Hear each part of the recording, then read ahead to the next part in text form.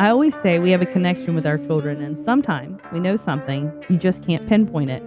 So it was as if she knew something was gravely wrong. And this is Ollie Williams, friend of Mamie, who is the mother of Emmett Till. And this is Jen. Oof. And this is Becky, and you gave me chills with that. Because that's a very, very true quote. Oh, yeah. That's why I was like going through there and I saw that. I was like, yeah, that's very real. So sounds like it's going to be a fun one, guys. It's part 2 of Emmett Till. Let's go through the sources. I have Black AF History by Michael Harriot, The Barn by Wright Thompson, Wikipedia, Visit, Mississippi, Emmett Till Memory Project, CBS News, Harvard Gazette, PBS, The New York Times, blackpast.org, The Telegram, National Park Service, UMKC, School of Law, Britannica, New York Historical Society, and The Root. So last time we talked about the origins of slavery, the Civil War, the Reconstruction period. Today we're going to talk about like that last little bit of chunk of Black American history, and then we're going to dive into Emmett's era. So in the late 1800s, as the interest of the North in reconstructing the South was waning, the high rate of disenfranchisement of people of color and violence in the South would begin once again like clockwork. Nathan Bedford Forrest, who lived near whose family lived near where Till was murdered, would run the newly established Ku Klux Klan out of Tennessee. You can claim you're a wizard, but I see no wands and a whole lot of bed sheets, and the math ain't mathin'. It is not mathing. Those would-be wizards would flourish, burning crosses, lynching innocent people, and just being fucking terrorists. They wouldn't be the only group. Tons sprang up, such as the Knights of the White Camellia Rifle Club, the Red Shirts of Mississippi, the White League of Louisiana. Their club rolls would be filled with angry white Southerners and ex-Confederates.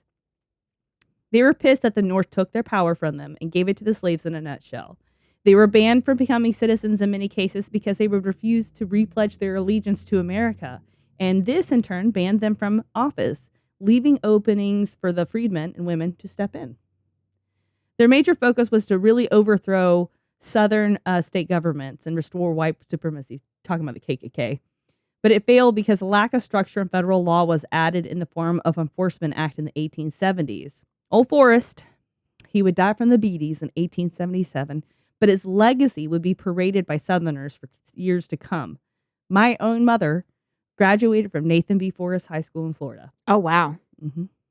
It has since been renamed to Westside High School, so because it was the KKK leader. It was her high school. Like, they renamed it. I'm sorry. I thought the name was the slave that was beat to death. Oh, Nathan B. Forrest, no. I'm sorry. Somewhere I lost my way. Nathan B. Forrest was the Ku Klux original Grand Wizard of the KKK. Oh, okay. Mm-hmm.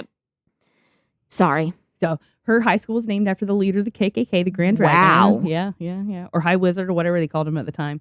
They renamed it to Westside High School, so. Oof. A little late. I can't believe that ever happened. I can. I'm sorry.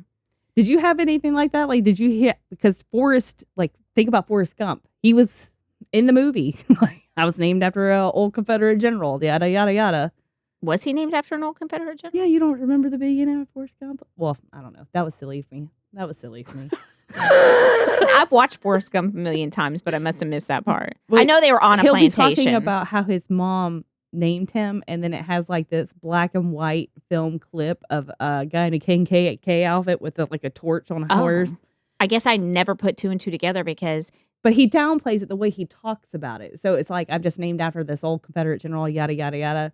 Not just like how everybody else in the movie, he downplays everybody. They're just so-and-so. I guess because they've done a good job of washing his name from history. I didn't know who the fuck he was. The time period of the 1890 to the 1950s would see a huge increase in lynchings because of these awful groups. They worked solely to terrorize and marginalize the freedmen and women of America. Lynchings, as defined by the Tuskegee Institute, has to meet certain criteria to qualify as a lynching. So it's more than just hanging a person. It must have legal evidence of a person being killed. The person must have met death illegally. A group of 3 or more must have participated in the killing. And finally, the group must have acted under the pretext of service to justice, race, or tradition. So were they trying to get him on racketeering? Because that sounds like racketeering. When talking about the pretext of service to justice, race, or tradition, it was just in the white people's eyes, though. And the mental gymnastics is study for the insane, so I won't even try to look for the logic there. No. People were lynched for accused crimes of rape, attempted rape, assault, or theft, or for insulting a white person, or hitting on a white person, or just existing. They would lay perceived guilt of arbitrary crimes on people and use the vigilante mask to give faux justice. The Tuskegee Institute would study lynchings to reveal some sobering data. A quarter of the lynchings in that era were for no offense at all, basically, just being black in America. Yeah. Lynchings would increase in times of unrest, like during the Great Depression. Much like public executions of the medieval times, people would gather in an audience to watch lynchings. They would be done in broad daylight many times and even advertised ahead of time so people could gather and spectate. As we all know, cameras have been around for a wee bit of time by that point, and like all humans, they got really gross with it. Oh, yeah, I'm sure. They would take photos of the lynchings and send them off like postcards in the mail. Photographers were selling them for as much as 50 cents, which is about $18 in today's money. Sometimes they would include captions, mostly with details like it's a wedding album or something, while others would contain racist poems or remarks. Here's one. The blank now, by eternal grace, must learn to stay in the blank's place. In the sunny South, the land of the free, let the white supreme forever be. The land of the free, but only if you're white, I guess. Thank God the Comstock Act of 1873 would ban publication of obscene matter, such as its circulation in the mail. It wouldn't stop lynchings, though, and push the photo trade underground. The disenfranchisement of post-Reconstruction South would continue as time passed, and whites were able to snatch up legislative roles, leading to Southern Democrats taking control of the government. You'd guess it, they were racist as fuck. They would add poll taxes and literacy tests to vote, which would alienate the poor, which included more than black people. It was rich whiteys in charge, and they aimed to keep it that way. And they still do. Mm-hmm. Some things don't change. This meant changing residency requirements, understanding and literacy test, property ownership, rule variations, all difficult at the time for minorities and the poor. This would lead to Congress contemplating stripping the South of states, but with the power of the Southern bloc of Democrats, they were able to stall and reject any action on a federal level. This jump in education in blacks was huge as they strived to circumvent these literacy tests. In fact, the literacy of people of color went from 79% in 1870 to 44% in 1900, which is fucking impressive given all the things just thrown at them during this time. They took the fucking time. Fucking lynchings happened around them, but they're learning their ABCs and getting shit done. You know what I mean? This time frame, the late 1800s, would also be the beginning of Jim Crow era. These were the state and local laws in the South that enforced segregation, and the first use of this term that we know of was used in reference to a congressional debate at the time on the segregation of Louisiana train cars. The origin of Jim Crow has been attributed to Jump Jim Crow, a song and dance character of black people famously performed by a white actor named Thomas Rice in blackface. Here's a recording of actor Billy Wayne imitating Daddy Rice singing it. So Daddy Rice was back in like the early 1900s, and then Billy Wayne did this in the 1930s. Every time I wheel about a Jump Jim Crow, I went down to the river. I didn't mean to stay, but there I saw so many gals I couldn't get away. Wheel about and turn about and do just so. Every time I wheel about a Jump Jim Crow. Lovely, right? So lovely. Not that anyone is surprised, but Jim Crow is a pejorative term for African Americans. The train car case I was talking about would be the Plessy versus Ferguson Supreme Court decision, which would come down in 1896. The court would decide that racial segregation laws were not a violation of the Constitution as long as they were equal in quality. But they were not. They were not. This is known as your separate but equal doctrine. They would argue that these laws would imply that black people were inferior and stigmatize them, but the court would reject this argument, saying, "We consider the underlying fallacy of the plaintiff's argument to consist in the assumption that the enforced separation of the two race stamps the colored race with a badge of inferiority. If this be so, it is not by reason of anything found in the act, but solely because the colored race chooses to put that construction on it." It's only because they say it is bad that it's bad. AKA, it's only that way because you feel it's that way. And that feels like a bit gaslighty to me. A little bit. A little bit. Who would be pushing these laws? Well, the former slave owners and supporters of white supremacy in the South. The whites who were really sore about it, having to let go of their human slaves. The best way to describe it was done by author Michael Harriot. He would compare it to that of a high school quarterback who reached his peak in senior year and has come back every year to reminisce about the good old days. And that's what the South did with the Confederacy. They lost, then any insurgency was quashed, so they felt like the glory of the South was gone. They looked back with nostalgia, ever so lovingly at the antebellum era, and over time that romance developed into what is known as the lost cause of the Confederacy, a pseudo-historical negationism version of the Civil War. They would teach things from their point of view in sanitized, almost propagandic way. I love history, no surprise, but my personal surprise is how much of my historical knowledge of the Civil War was affected by this false version of the period, because it had perpetuated all the way into our era. Mm-hmm.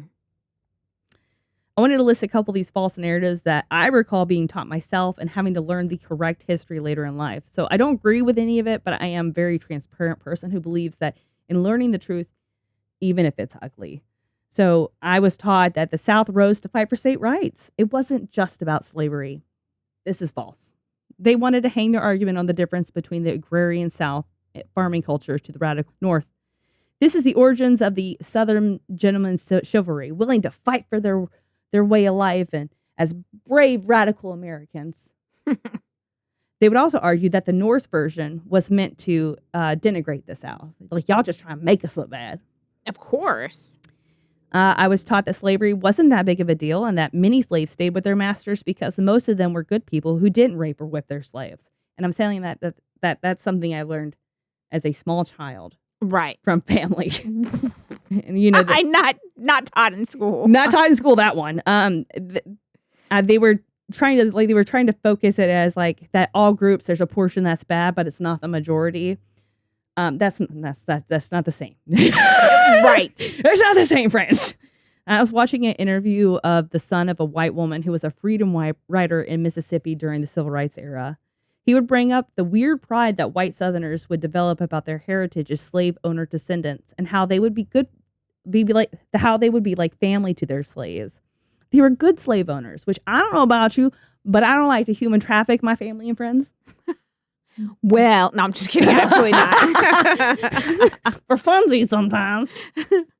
If it were for free Disney passes. No, I'm just kidding.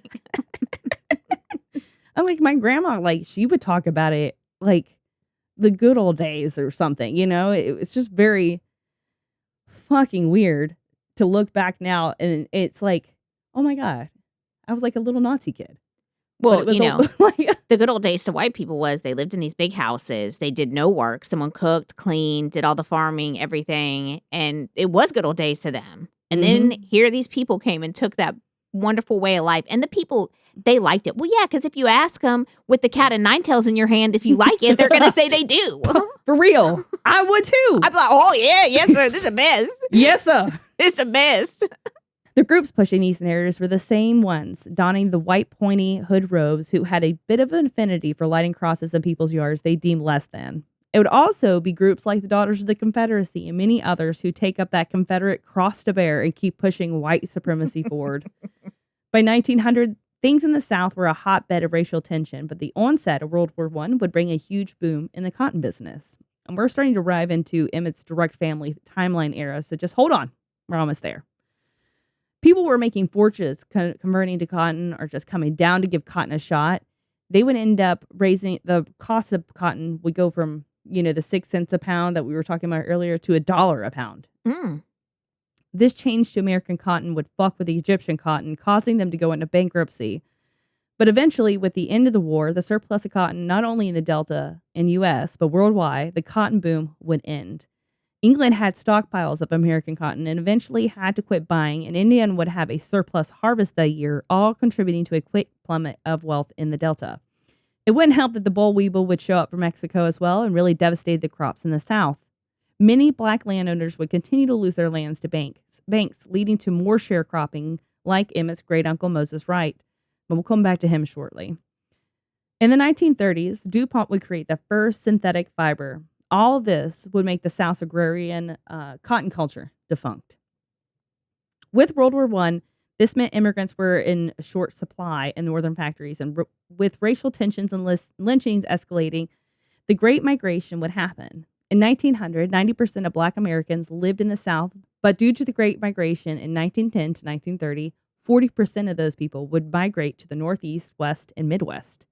Mamie Till Bradley, Emmett's mother, was born in Mississippi in 1921, but her father would move their family to Chicago, which would have an influx of Black Southerners due to the migration. This migration movement would bring famous blues musicians from the Delta and help spark the Harlem Renaissance. But it wasn't all beautiful, and happiness was fleeting. Post-World War I, things got real hard, especially for Black soldiers, as the military demobilized and got rid of a lot of the force, but at the same time did nothing to help prepare them, nor was the workforce prepared for this onslaught of available labor. There was also a lot of racism where Black people went, and time would show it. You have the Chicago race riots, the Tulsa race massacre, the Perry race riot. You see the trend here? Race. In fact, they would call the summer of 1919 the Red Summer for all the white supremacist terrorism and race riots that would occur. In 1915, the KKK would spring back from the deaths like Sauron, but with the ring throw, it petered out in the 1940s, for now. As we get into the 1920s, we arrive at the Great Depression. Chicago would have a huge financial crisis, but largely rebounded with World War II. This is when the second Great Migration would begin, and because workers were sorely needed, and Chicago was a huge producer of steel. This second migration would start in the 40s and end in the 70s. This would see 500,000 people leave Mississippi, 75% of them being Black. In the Delta, the 1927 flood and subsequent drought of the 1930s would leave many farmers with nothing. That is, if they were able to grow at all. Like the farms of the East, eventually the depleted soils led to crop failures and food shortages, and cotton would drop to 5 cents a pound. Oof. That's a big drop. A big old one. Tenant farmers and sharecroppers faced eviction or losing their homes, and the state just did not have the resources to help support them in any way. The Delta blues was not just a music style, but a lifetime of heartache from the human soul. And it really encapsulates Mississippi. The 30s to the 50s was a great time of pivotal moments for Blacks, while at the same time being one of the most dangerous times to be a person of color. By 1955, the era of Emmett's murder, we will have already seen Jesse Owens winning 4 gold medals at the Summer Olympics in Berlin in 1936. Joe Louis became the first Black heavyweight champion of the world in 1937. The first Black general, General Davis Sr., no relation, was pinned in 1940. Jackie Robinson became the first Black person in the MLB in 1947. Ralph Bunche would win the Nobel Peace Prize for mediation talks in Palestine in 1950. In 1952 would see the first year for the last 71 to not see a lynching. All wonderful things. But every one of those achievements were hard fought because of prejudice and intolerance. The same years would also see the beginning of the Tuskegee experiments. They would give unknowing Black males syphilis to study what would happen if untreated. The 1943 Detroit race riots would happen. In fact, just a ton of riots and mutinies would happen. Segregation was still being fiercely fought against, and there was a lot of anti-segregation legislation being passed. Like during the Reconstruction, it was a paper war where people would do racist shit, and they would have to decide if it's constitutional or not, and then have to develop laws because of it. One of the biggest laws that would help push us into the civil rights era happened right before Till's death. Brown v. Board of Education. In a nutshell, a Black family wanted their child to go to the closest school to their home versus being bused farther away to a segregated school. Problem is that school that was closer was a white school. It would go all the way to the Supreme Court, and in a landmark decision of 9-0, they ruled that segregation in school was not constitutional, which is a huge win, but we can't have anything fucking nice in the United States, okay? Is that the case where that famous picture is of the little Black girl standing on the stoop of the school? Yep. There's a person that's in, I think, the Senate or Congress or whatever, and she's in the background of one of these photos during the civil rights movement where some Black students were going into the school and all these white students are screaming. She's one of the white students screaming, and she's still sitting. I can't remember what her fucking name is, but people can change. I don't know about you, but if I had been on nationally recognized fucking photo, I don't know if I'd go for a political career. Well, anybody that would be screaming at black children for trying to get educated is probably not going to change and ever see a problem with the way they acted. Yeah. So, you know. There was a huge cry from white Southerners about this. Like, how could you even think of putting black children with their lily white babies? They would do anything and everything to resist and fight against desegregation. I always think when you're on the wrong side of history, like racist system America during the civil rights movement, how close that hive mind can be to a cult. They all thought they were so right. They were certain of it, except they aren't. So how does one come to terms with being so utterly indoctrinated? I feel like MAGA is much like this. They are fervent in their belief of things based off a talking neurotic orange con man. Or the Nazis of Germany, drinking up every bit of that Aryan master race Kool-Aid. And just like any cult, the Southerners against segregation took it to extremes. In Little Rock, Arkansas, they would deploy the National Guard to prevent black students from enrolling into schools. In Alabama, the governor banned the entrance of black students enrolling into the University of Alabama. I mean, all you had to say you were married to your sister, and they would have let you right in. I fucking stupid. I got to make fun of them somehow, okay? Oh. In Prince Edward County, Virginia, they closed its public schools rather than integrate them, while providing tuition grants, like today's vouchers, to put white children into private education. Now that we have brought it to Emmett's era, in summation, we have talked about slavery, how people got here, the human trafficking, the Civil War, the yo-yo of freedom, the disenfranchisement of black people, and the white supremacy terrorists who seek to destroy them in a very condensed nutshell. I wanted to make sure I set the stage and tone of the day, that we could see better from the privileged lens of the future what this child was coming up against.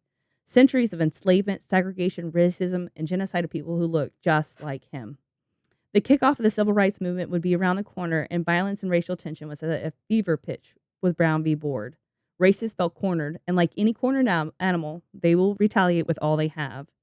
Overt racism is now pinned as liberal woke snowflakes being a crybaby. And certainly, there's nothing new about racial violence, but its persistence is fucking abominable. Yeah. The 1950s feel like forever ago, but it's not that far before my time. Emmitt, had he survived, is around my grandparents' age, and this is not that far in a rearview mirror, but it kind of gets brushed off. I think it's like that with any story before our time. Their lives are so different than ours that it's almost fictional. They're real. The slaves were real. The souls who perished in the Atlantic and the chains were real. Emmitt was real. So let's talk about why I wrote this story. As we hit the 1940s, Mamie, which was Emmett's mother, would meet Emmett's father, Lewis Till.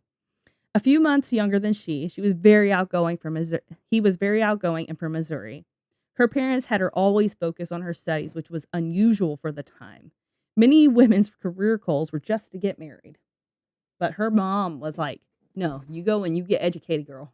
Yeah, as should.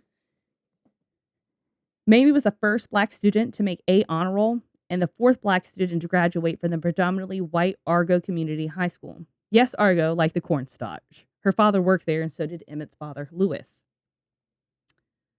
Despite her parents' grievances, they would marry in 1940 when Mamie was 18 years old. Emmett Lewis Till would be born the following July in 1941 in Chicago. When Emmitt was 2, his father and mother would split up because of Lewis's infidelities. In a rage, he would physically attack and choke Mamie, resulting in a restraining order. He would end up violating that restraining order, and the judge was like, listen, you either go to fucking jail or you go in the military. And he said, okay, bet, military. And he was shipped out to Italy because he was actually fluent in the Neapolitan dialect of Italian. Interesting. So in 1944, he would be arrested by military police who suspected him of rape and murder of 2 Italian women. Mamie, for a long time, tried to find out what happened, as they only told her willful misconduct at first. Eventually, he would actually be brought up at Emmett's murderer's trial. There was some dispute on whether he did it, or if it was mistaken identity, or if he was convicted of being black. The lawyers would use a dead kid's dad's possible crimes to justify this murder down the road. He and Mamie were estranged, so imagine her surprise when she received that letter stating his guilt and subsequent hanging. He was actually buried in Italy. Emmitt would never know his father. However, if he choked his mother, I can't say it's missing much, okay? But who am I to speak ill of the dead? They sent her a ring that belonged to Lewis. It said LT on it, and she gave it to Emmett, not knowing he would die wearing it. Mamie would have back-to-back failed marriages. She and Emmett would move to Detroit for a time, where she met her third husband, Pink. Eventually, Emmett's homesickness would bring them back to Chicago, where she dumped Pink. She would meet Gene Mobley eventually, who was a good man, and Emmett seemed to love him. At this point, Mamie and Emmett had just been those two for most of his life. She was working as a Air Force desk clerk, supporting Emmett all by herself. So this was kind of like a new thing. As Christmas came in 1954, Emmett was 13 years old and received a beautiful suit and shoes from his mother and a nice brimmed fedora from Gene, which is so 1950s. It's so 1950s. At this point, Mamie had been in Chicago for 30-some-odd years, as well as many ex-Delta Mississippians in her family. And by New Year's, they were eating their traditional ham, black-eyed peas, and greens when Mamie's photographer friend would come over. They would all dress up, Emmett in his crisp white shirt and nice suit, and they would take photos in front of the tree.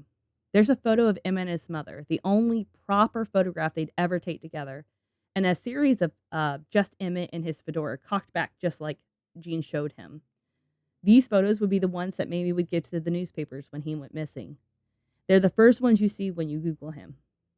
His mother had actually spoken to a colleague at the time about how much she wanted to take this moment into her hands and hold it and preserve it. And it was kind of like awful foreshadowing. Like, she was so happy in this moment. Holding I'm looking up a picture. Mm-hmm. That was his Christmas picture. By early 1955, Emmett and his mother would visit a Plymouth dealership and buy a car together. She wanted to teach him responsibility and finances and had him co-sign, which is fucking wild for a 13-year-old, but also very modern parenting on fiscal responsibility. Right? On July 25th, Mamie would throw him a birthday party. Summer was winding down and her Uncle Moses was coming for a visit from Mississippi. After the visit, she and Emmett had planned to take a road trip together in their new car to go visit some friends in Detroit. And so when Moses came, and he would stay with his daughter, Willie Mae Jones, and he would spend his time with Mamie and Emmett and regale about like Mississippi Delta, the fishing, and how great it was, and how like they had all these woods, the boys can run around free. Emmett's cousin, Wheeler Parker, had already had plans to go down to Money, Mississippi, where Moses lived, and spend his last bit of summer. And Emmett was begged to go, like, please, let me go with them. I don't want to go on this car trip anyways. Blah blah blah blah. Just like our girls would do. Right. Mamie was hesitant. She, like myself, have only one child. I don't think we love our children more than parents of multiple children, but there is this weird scariness in losing the only child you do have. I joke about the kid lottery and having one ticket, but it's one of my biggest fears, and I hold on to Camilla like she's on death's list, and Mamie was the same. And she would recall her worry as she sent Emmett downtown in Chicago to pay her Christmas bills off, and how worried she was, and how she imparted all these cautions to him before he left, like we would, and how he went and did it and was fine. And he was a responsible young man. Mamie would visit Papa Mose, as she called him, to speak about Emmett coming to visit and her reservations about it. When she got to the house, her mother was already there for the same reason. Two hens coming to fuss over a chick, as Mamie put it. He would promise her his safety and that the boys would never go to town without him, if at all. So Mamie set to teaching Emmett about Jim Crow South. Now remember, she was born in Mississippi, but they moved like right after she was born. So she's only ever known Chicago, but her parents lived in Mississippi, and her direct relatives. So she's an adult and she knows what's happening in the South. Emmett's a kid. He grew up in Chicago, and while like Chicago had some shit going down, it was not Mississippi. Right. She would reflect, how do you give a crash course in hatred to a boy who has only ever known love? She would tell him about his yes ma'ams and no sirs, avoiding white people at all costs, especially if it's a white woman. If it's a white woman, you better lower your eyes, cross the street in the opposite direction. She would say, if you have to humble yourself, do it. Get on your knees if you have to. And that is terrifying to have to tell your child. Mm-hmm. He would complain, Mama, I know how to act because you taught me how to act. And when he said that, I could hear both our girls saying that. I'm like, yeah, you done taught me. I know. Mamie had plenty of reason to worry, though. For Money, Mississippi was home to J.W. Milam and Roy Bryant. Half-brothers, they would murder Emmett, but let's roll back the clock one last time and give you their story. This is going to be fun. They both shared a mother named Eula. Eula would marry and have J.W. with his father, Leslie, who went by Esley Milam. He would die young, like all the Milam men had done for several generations.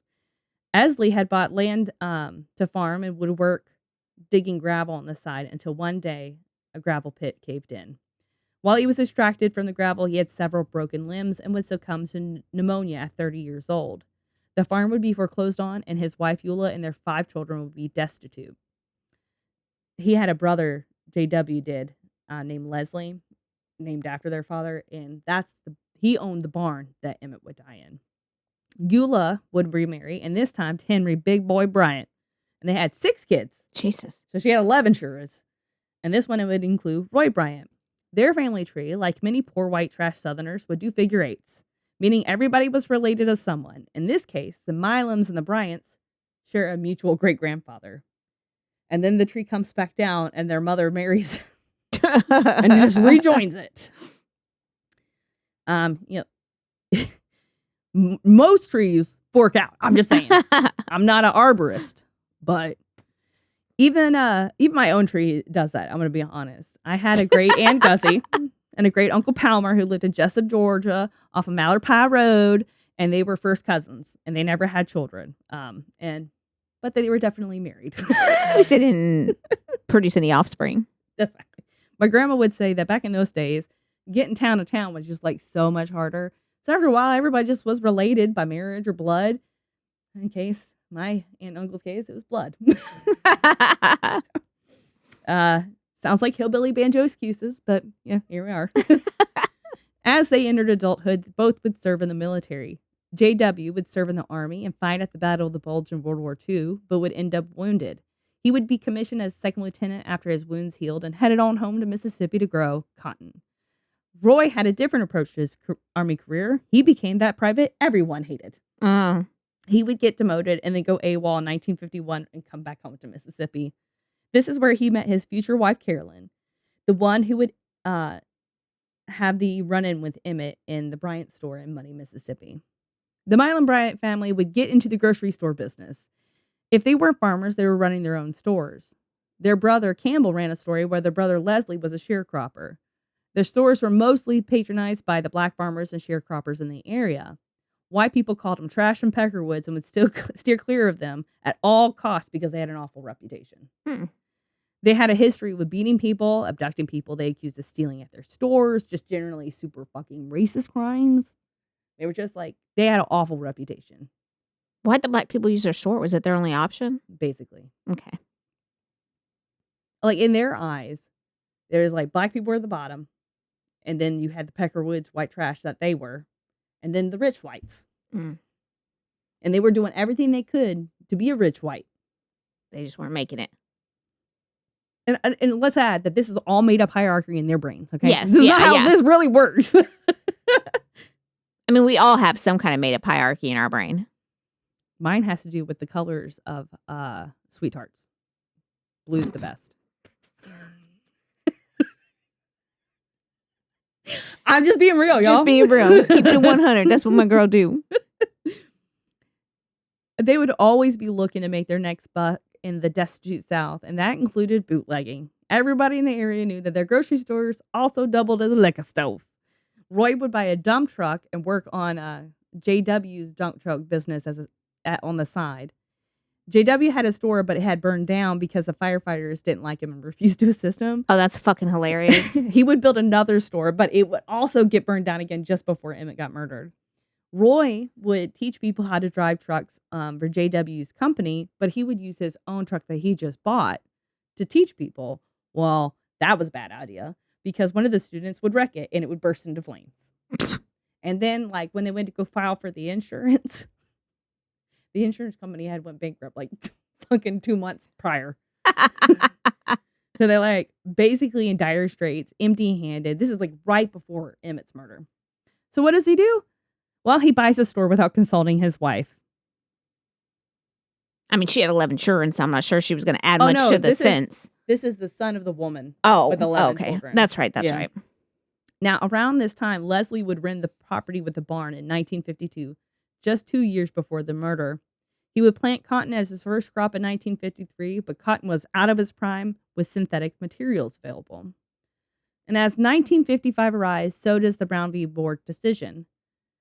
Wright Thompson, the writer of my source material, The Barn, would say that white Mississippi reacted to Supreme Court ruling like an endangered species faces extinction. In the Delta, whites would band together, fighting to keep their daughters safe from race genocide and nearly certain rape. White legislators would spend the first few months of 1955 passing laws to prevent desegregation. They would pass a bunch of other Jim Crow type legislation, such as regulations on voter registration, and which was continuing that long-standing tradition of black voters' rights infringement. And there would also be laws banning interracial marriage. There's like this overtly weird concern about white women's virtue, and it's just fucking gross. In fact, men's obsession with virginity in general has always been gross, but it goes back to biblical times. Yes. In Deuteronomy, book 22, verse 13 and 21, if a man takes a wife and, after sleeping with her, dislikes her and slanders her and gives her a bad name, saying, I married this woman, but when I approached her, I did not find proof of her virginity. Then the young woman's father and mother shall bring to the town elders at the gate proof that she was a virgin. Her father will say to the elders, I gave my daughter in marriage to this man, but he dislikes her, and now he has slandered her and said, I do not find your daughter to be a virgin, but here's the proof of my daughter's virginity. Then her parents shall display this is how we're going to solve this. This is the law. In the Bible, but it's very specific. And then her parents shall display the cloth before the elders of the town, and the elders shall take the man and punish him. They shall fine him 100 shekels of silver and give him to the young woman's father, because this man has given an Israelite virgin a bad name. She shall continue to be his wife. He must not divorce her as long as he lives. If, however, the charge is true and no proof of the woman's virginity can be found, she shall be brought to the door of her father's house, and there the men of her town shall stone her to death. She has done an outrageous thing in Israel by being promiscuous while still in her father's house. You must purge the evil from among you. So, like, women are murdered, while men are like, how dare you slander her? You have to stay married. 500 shekels, please. Always about virginity, though. Always. In the South, white women's virginity and reputation was paramount to their social status, and white men would cling to that biblical importance.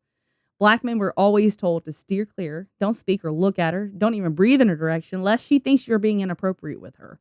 Mixing of races, or even the insinuation of affection of blacks towards whites, could be life or death.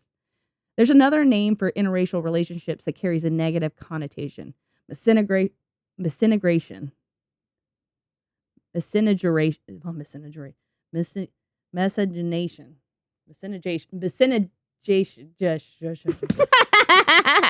I'm not even hating on you because you sound like me. The reason I love this word, it's not because of what the word means, is it makes me think of it's the one with the 3 guys that got out of jail, Jimmy.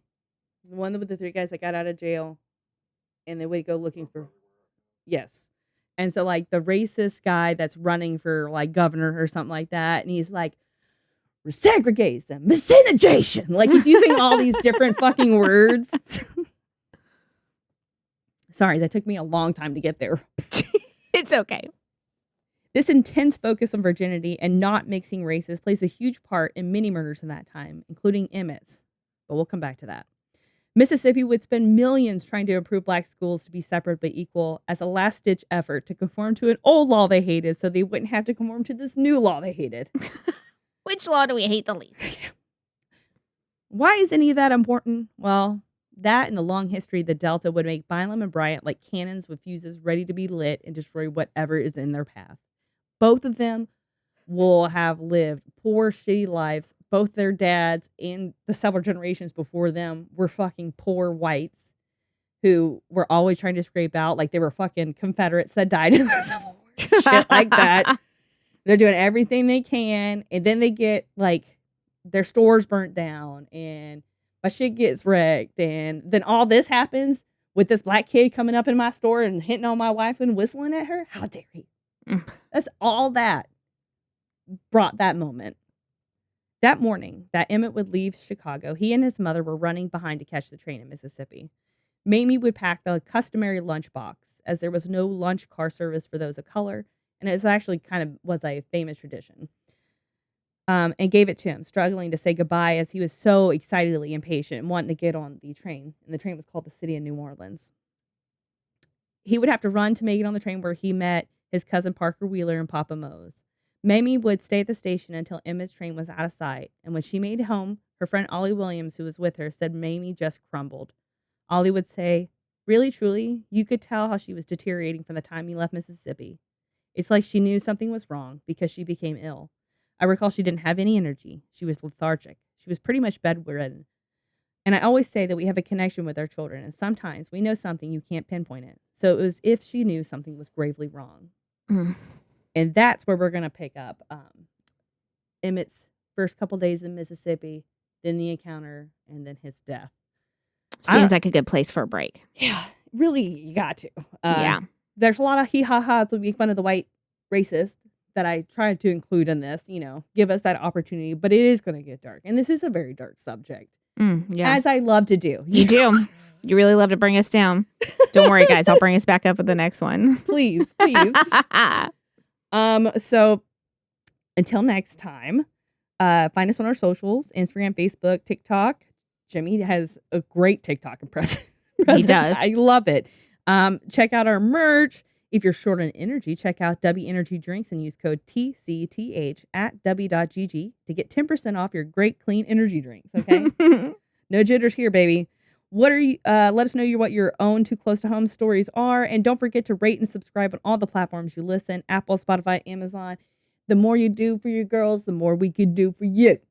True. And until next time, stay safe. Keep your head on a swivel. And don't bring it too close to home. And I got nothing for you again. Yeah. Nothing. You're welcome. Yeah. Bye. Bye. Got a box of tissues for you. If you enjoyed this episode of Too Close to Home, don't forget to rate and subscribe to us on most platforms. Follow us on our social media at Too Close Home Pod on Facebook, at Too Close Podcast on Instagram, or if you have your own Too Close to Home experience, shoot us your story at tooclosetohome@yahoo.com. Thanks for listening.